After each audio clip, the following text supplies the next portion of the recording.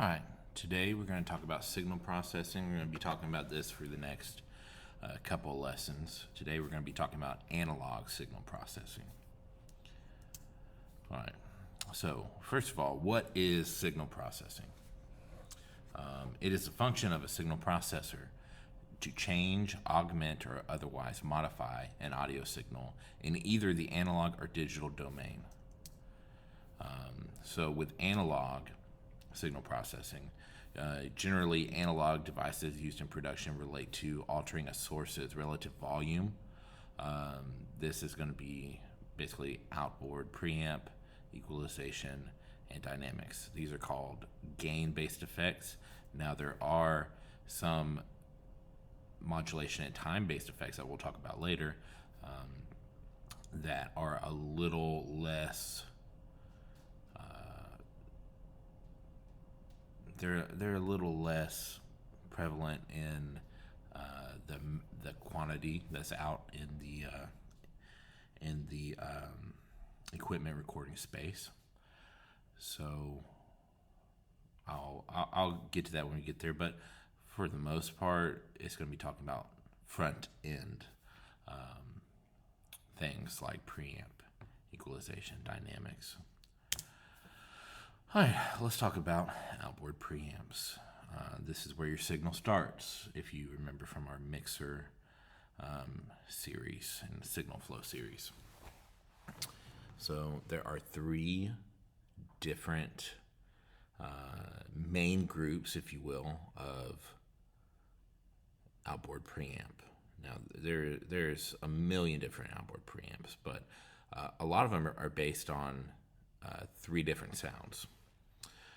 And they're all actually British companies, all these. So, Neve is first one here on the left. This is going to be your 1073 mic pre. It gives a big, powerful, punchy sound, and it's great for a lead vocal thing, things that take up a lot of room. So your bass guitar, your kick drum, your snare drum, things like that. Moving on, we have the API 512. I love these mic pre's. They're generally very loud. They stack well together. These are good for things that you build up tracks on. So like drums, for instance, things that aren't like your main kick and snare.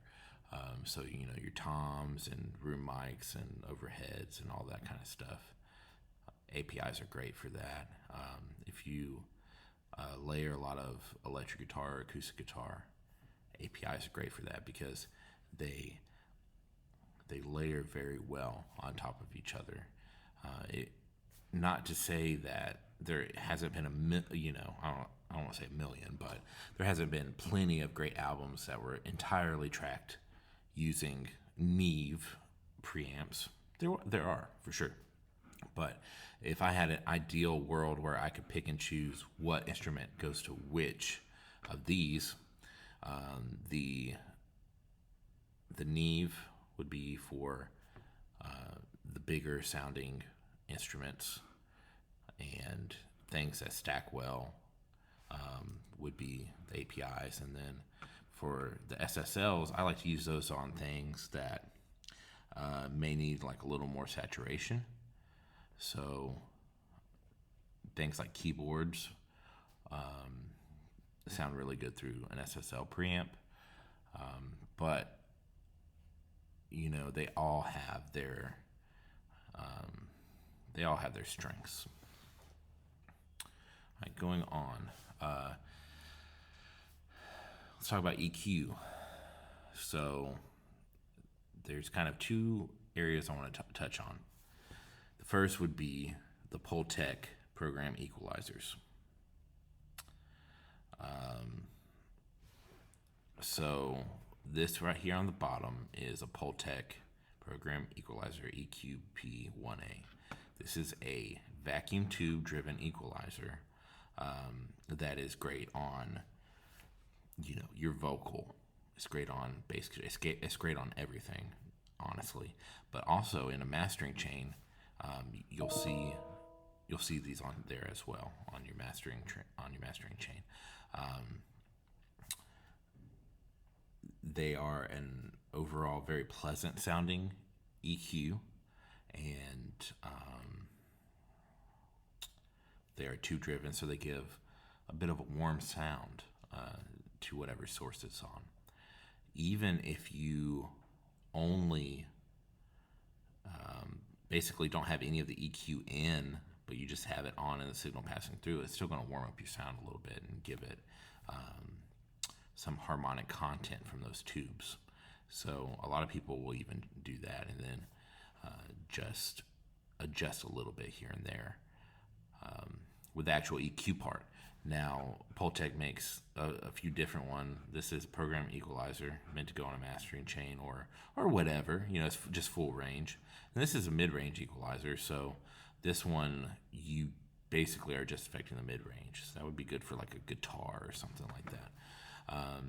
But that being said, I want to talk about channel strip EQs as well. So if we go back to this first one, you'll notice on here, and API has these as well. You have EQ built into a channel strip of a preamp. A lot of times, API will have some that have EQ built in as well as SSL. SSL EQ on electric guitar, for instance, is my favorite sounding EQ. It's just something about it that lines up very sweetly with the harmonics of an electric guitar. But any of these have versions that have EQs built into the preamp, basically, like together, and that's called a channel strip. And you want to be able to utilize those on the input. When we're recording, there is a tendency to think, hey, let me just record a raw signal and I'll kind of shape it and fix it in post. But if you're recording through an analog preamp channel strip with a EQ, you really want to have it sound good going into it. So if I was recording, say, a big acoustic guitar in this Neve right here, well, I may take a little bit of, for instance, a little 250 or a little 300 over here. I might dip it a little bit, to get rid of some of the muddiness. I might exaggerate a little high end over here. And I might roll off, 50 at 50 hertz. I might roll off a little bit using this high pass filter. That's all going to sound better. And since it's an all analog chain, it's going to be a more accurate representation than if I were to use software plugins to do that. Now, if plugins are the only thing that you have available, then yeah, that's fine. That's great. Use those. But if you have the choice, use the analog stuff. Okay, let's talk about compressors. So there are three main colors of compressor that you're going to see. And now everything that I'm talking about for analog signal processing, store in your mind when we start to talk about plugins as well, because everything that I'm talking about, there are software plugin examples of these that are actually really good, So even if you think, hey, I'm never going to use this analog stuff, what I'm talking about still applies for the plugins as well. So keep that in mind. But the first popular solid state compressor was the 1176 by Universal Audio, or UREI was the company. So 1176, very popular form of compressor. It is great on electric guitars. It is great to give color and vibrance to vocals, bass guitar, anything like that. But if we're talking about the input stage and not the mixing stage is different. On the mixing stage, I would probably put this on a lot of tracks. But on the input stage, I may have this on, say, like a snare drum or on some room mics or something like that, you know. And then in the mixing stage, I would use this a lot more. But with the LA2A, the Telectronics LA2A is another, color of compression. It's a lot more open and bigger sounding. So it sounds great on, again, kind of like the Neve preamp. It sounds great with the bigger sounding sources. So this is a go-to in the tracking stage, the input stage. So when you're actually recording, this is a go-to for vocals, for bass guitar, for acoustic guitars, keyboard, anything you want to sound big, basically. So kick drum, things like that. And the Fairchild is kind of a different one. This is based on kind of older tech, and it's a very colored sounding compressor. Things, if you think of like the Beatles era and music during that time, a lot of that was using like EMI compressors, which are very similar to like the Fairchild. You're going to put an EMI up there as well. But these are very useful for, really squashing in a classic way. So I put them on the room mics. Maybe I'd put it on acoustic guitars, just depending. Some parts might sound better with LA2A, and then some tracks may sound better having the Fairchild on it. It's one of those things you would have to compare back and forth for the track. Okay, moving on. Saturation.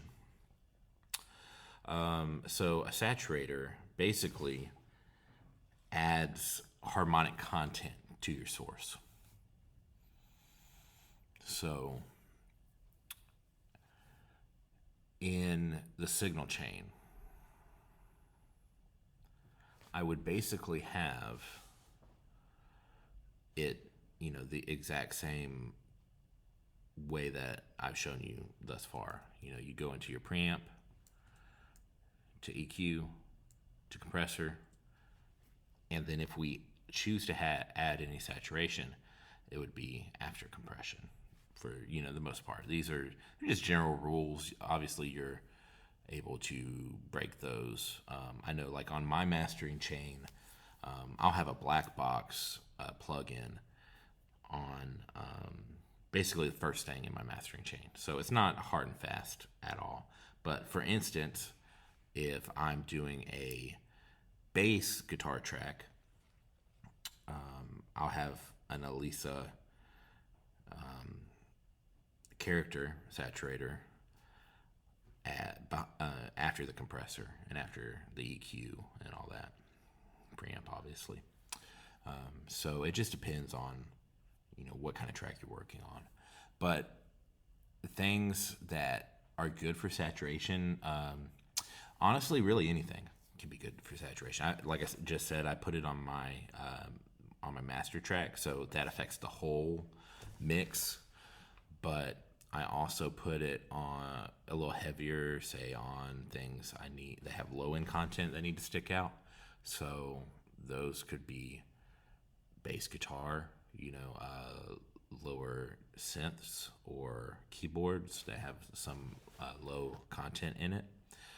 It really helps to give those some high end, like harmonics are basically associated with those are basically going to be giving it some higher end content to it, so it can stick out in the mix and you can hear it a little better, you know. But that would be saturation. Like I said, I use a plug-in version of these two units, but these ones that are pictured here are analog units. All right, next we're going to talk about time-based effects. So you'll see here, these aren't rack-mounted effects. These are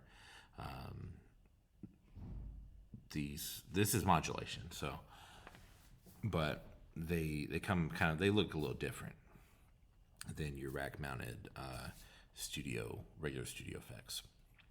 So, examples: modulation, phaser, tremolo, chorus, univibe, flanger, Leslie cabinets. So phaser is here. It's basically your signal, and it's folded back in on top of itself in a way to create a bit of a swirly kind of sound. This has been used in the most famous way, probably by Eddie Van Halen, like on Eruption. That kind of like swirly modulated sound was a Phase 90. But also, if you think of like outlaw country, Waylon Jennings era, he would have a phaser, very slow, and it just creates kind of like a little bit of a depth to their guitar sound, is what they were using it on. If we look at a Leslie speaker, it's a type of modulation, but it's quite literally a speaker cabinet that has a rotating horn up top, so it's actually spinning and creating a swirly sound, and then it has a bigger driver at the bottom that obviously wouldn't be spinning, but it was originally made for organs, but people have put everything through it. It's a guitar player kind of staple, and yeah, people put everything through it. It gives it kind of a swirly sound. A univibe as well. It is kind of similar to a phaser in certain respect, but kind of its own thing. Made famous by guitar players like Jimi Hendrix would use univibe, and it's just another unique type of modulating. It's actually an optical effect, meaning it has a light bulb inside of it, and the speed of the effect is by this foot pedal, and it basically controls the amount of light that hits that optical sensor. But the ones I didn't talk about, tremolo, that's basically your whole signal being modulated in volume up and down. So if you listen to like the original recording of Crimson and Clover, for instance, they had that on like everything on that song. Give Me Shelter by the Rolling Stones, he has tremolo on his guitar in the beginning, if you want another example of that effect. And then chorus is basically a modulation of your pitch alongside a dry signal. So chorus examples are, Come As You Are by Nirvana, Every Breath You Take by the Police, songs like that, every Cure song, basically, very popular in the 80s. And early 90s. But that's made by having a just regular guitar signal, and then parallel to that, you have a modulating pitch signal.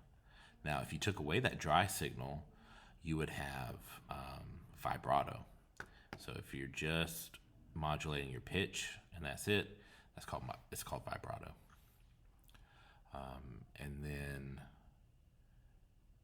And then flanger is kind of like a phaser, but folded back in on it. So like a more extreme version of a phaser.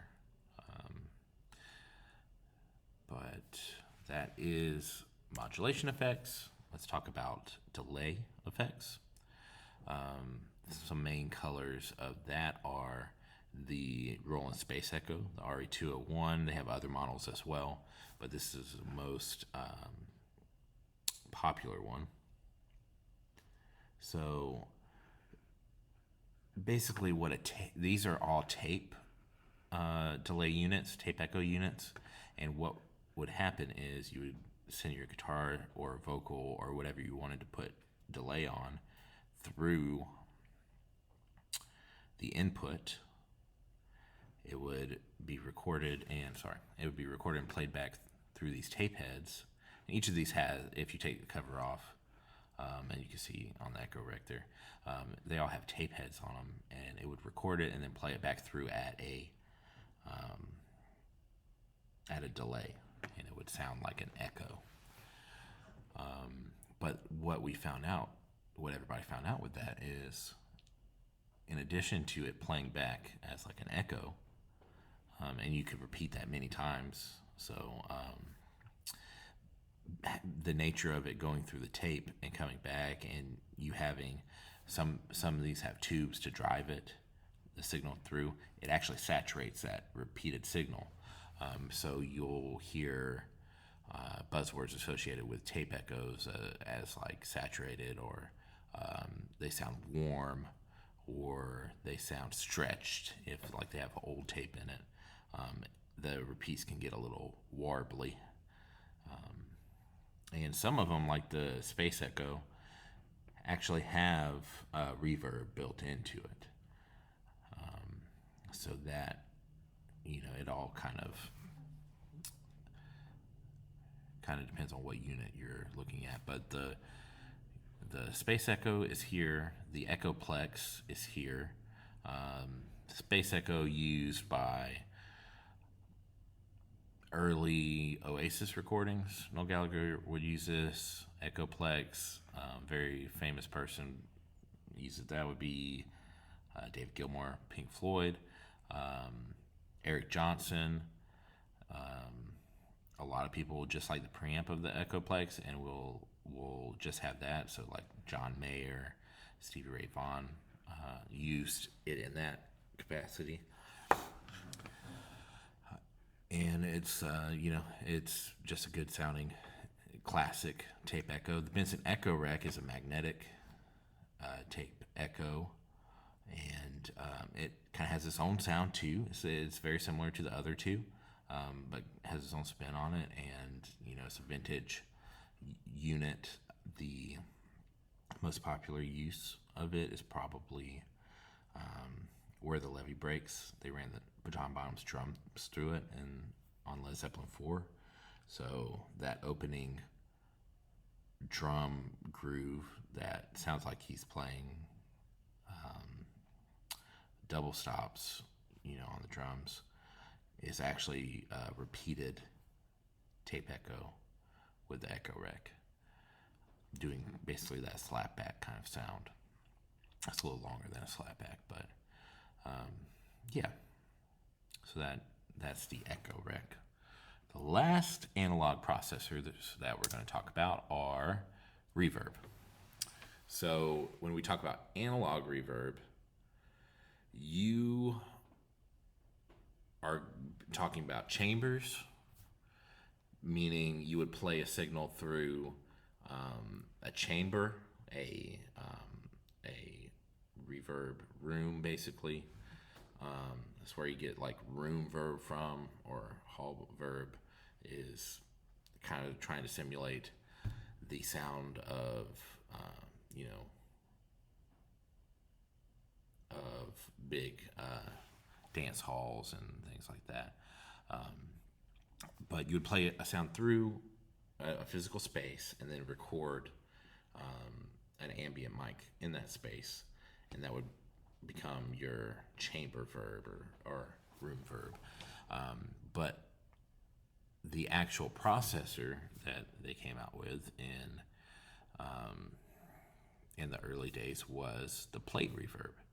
Now, this plate reverb is like 4 feet long, 4 or 5 feet long, like 3 feet tall, weighs approximately about 650 to 700 pounds. But what it is it's quite simple, like literally a metal plate in here that the signal passes through, and it creates reverb through it. And this is used like at Abbey Road, the Beatles, everything from Sgt. Pepper onward with the Beatles had plate reverb on it, as did everything in the late 60s and 70s and all that. Really up until they started getting digital reverbs, all had, some plate reverb on it, if they had reverb at all. So that was the most prevalent analog unit for reverb. And the model that is basically everywhere is the EMT 140 plate reverb. Okay, that is your analog signal processors. And we are going to go over digital signal processors next time.